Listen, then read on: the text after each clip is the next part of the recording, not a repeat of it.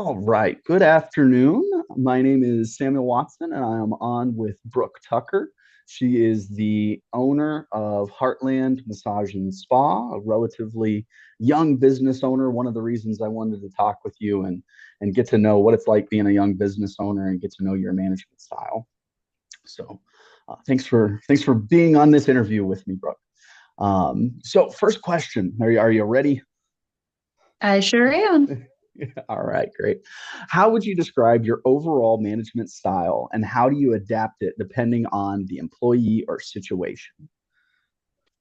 I would like to be as open, honest, and transparent as I can be. I strive to be the boss that I have had and didn't really have as an employee, and to just be the best version of that as I can. So to, um, I just lost your camera. oh, sorry, I pulled up the question.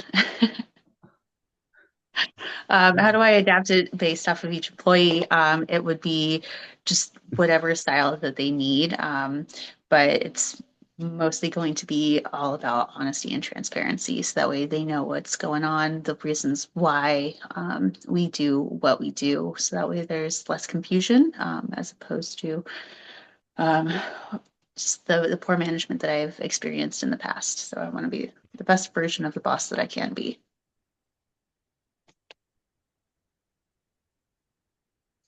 Okay, so how would you adapt that? So you like the open communication, all that kind of things. How would you tailor that to your employees? Could you give us an example of what that would look like?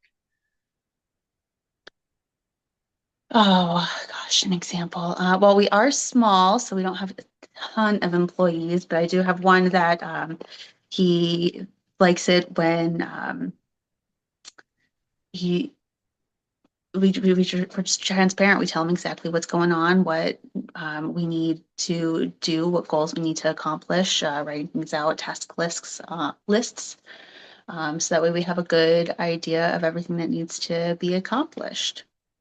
Great. So this is a kind of a different change in note. So, what motivates your employees most, and what strategies do you use to maintain or improve motivation? Motivation. I'd say having a successful business. We're very young, so we need to be um, as proactive as we can especially when it comes to marketing, to get all of our books filled and see as many people as we can, so that way we do become a successful business and don't end up like a lot of the other. So we don't want to become a statistic of one of the failed businesses in the first year. So motivation for success and just being an accomplished business. That's something that we strive towards. Something that one of my employees really it really helps motivate him as well as me. Great. What would you say? Okay, so that's more motivating towards the business structure, but what would you say motivates employees on like an individual basis? Like, what do you think just really motivates employees to be as passionate as you're describing about your business? What gets them there? How do you get them bought in? And that's a very abstract question. I don't know if you have an answer for that or not. If you don't, that's okay. Um, I would just say the transparency, being honest. That was something that I really struggled with when I was an employee, and I didn't feel motivated to go to work when I didn't know what was going on, the reasons behind why we were doing what we were doing. Mhm. So just letting them know all of the reasons why we need to do what we do really helps with the motivation to come in each day and perform at our best. Okay. Great, great. So what I'm kind of hearing is just communicate with the employees, let them know about the mission, what the objective of the whole company is, and then hopefully through that open communication and really important mission and vision that you guys have, that'll bring the motivation. So that's wonderful. That's great. So moving on to the next question, question number three, if you're following along. So, can you share an example of how you handle conflict within your team? What process do you follow to resolve Just open communication. it? Pretty much, we are a really small team, so it's not like we're having to go through HR to and walking on eggshells. We're able to identify a problem and go to one another and express how we need to fix said problem. So it's just a lot of open communication and helping out one another. So Great. I mean, in a small team, I would imagine as long as you guys are in a shared vision, then there would be some less conflict there. So that would be helpful. So how do you build trust and maintain effective communication with your employees? well, we try to do task lists. Apologies, I'm tongue-tied. Um, to hold ourselves accountable and each other, so that way we can see what all we need to do, what the other people need to do, and we're able to communicate that our needs. So if we can see that somebody's struggling with one thing, we can help them out. But it's really going to be those lists that really help keep us accountable. Because if we don't, then we kind of lose that trust. Are they really able to do the things that they say that they're going to do? Um, so, yeah. Okay, so building on that same kind of idea, how do you like to measure team or individual performance? Well, we're all good at our own things, so just getting your tasks done. I'd say you're performing well. I can't ask somebody who's really good at administration who doesn't have a massage license to go and give a really good massage, but I can ask the massage therapists to, give us the best massage that they can. And then I'm not going to ask somebody who's not strong on the administrative side to go in and do all of those tasks when we have people that are, they have the things that they're good at. So to boil that down, it would be essentially to identify the strengths and weaknesses of each person you have in your company, and then really try to flex them into their strengths and not into their weaknesses. Absolutely. Great, great. So what steps do you take to reduce employee stress and promote well-being? Well, we're open 5 days a week, so and because we are such a small team, we try to make sure that we take our days off. That's going to really help limit the amount of stress that we have. So is by just having a bit of downtime, not overworking one another, and to respect those boundaries of office hours. Do you guys do anything like do you give each other massages, or are there any kind of perks to being a massage therapist? I've never been one, so I don't know. Yes, for some one of the benefits that we do have here at Heartland Massage and Spa is the employees do receive a free 60-minute massage each month. And so that way, one, we can kind of get a feedback massage, and two, so that way we can help each other out. It's a very physically demanding profession, so we got to take care of our employees if we want them to help take care of us. Gotcha. Great. So how do you ensure fairness in the rewards, the recognition, the promotions? And I know you guys are small, so probably not a lot of promotions and recognitions and stuff like that. But how are you integrating in that kind of fairness and rewards and stuff?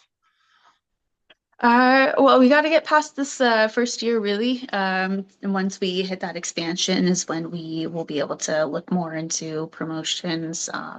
But really, um, the massage therapists that are able to really go above and beyond, show an excellence in leadership skills. Mm. We would want them to go on and become our, lead massage therapist or spa director, things like that. So it's really just going to come with time and seeing how they perform if they're able to um, have a good client retention, good relationships with the other employees. And same thing goes for the back of house employees that we have. We don't have many of them, but they're doing a lot of hard work behind the scenes. So we want to make sure that they're also getting some sort of reward. But again, that comes with um, time to be able to provide that benefit. Gotcha. Expand out the company, that kind of thing. So, um, Absolutely. so, so this question, I'm going to ask the question and I'll give you kind of some examples of what I'm looking for just to make it clearer. So, what is the biggest struggle your company faces from an employee management perspective? And that can be into things like hiring, bringing on great talent, maintaining great talent. But yeah, what's the biggest struggle your company faces from an employee management perspective? Honestly, bringing on the right employee. We've had a listing up for a while, and we had a few people apply that just shouldn't have even applied. We've had some people go through the first couple stages of the interview process, only for them to bail out towards the end.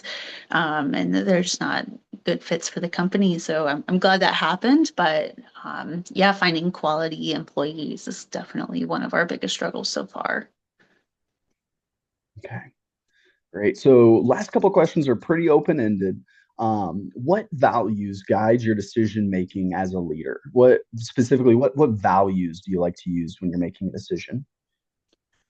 Pretty much what I said from the start, honesty, and transparency. I really strive to be the boss that I wish I had when I was an employee and knowing the reasons why we do the things that we do. I don't want my employees to question why they're getting paid what they are when we're charging what we do to the clients and all of that stuff. And so educating them on kind of what goes into the business because I'm also learning myself being a new business owner. So being able to teach people and be completely transparent with them is something that I've been valuing this whole process. Great. Okay, so last question. What is the biggest mistake you've made and what did you learn from it? Oh, I think mm, going a little bit too fast. So when I started as a massage therapist, I was up in Washington State and had been working for 10 years there and had built up a pretty loyal clientele base. And then we moved to Oklahoma, thought, with this clientele base, it'll be quick and easy for me to build that same thing up again here in Oklahoma. But that's proven to just not be the case. So I think my biggest mistake was just opening up the business a little too fast, not working as an employee somewhere else to build up the clientele and then bring them with me to um, Heartland Massage and Spa. Okay. All right. Well, Brooke, that is the conclusion of our interview. Do you have any last words or are you good? Just thank you so much for taking the time to and asking me to be a part of this interview. All right. Well, thank you so much. You have a wonderful day. Okay. Thank you for taking the time. Thank you, you as well. Bye. Bye.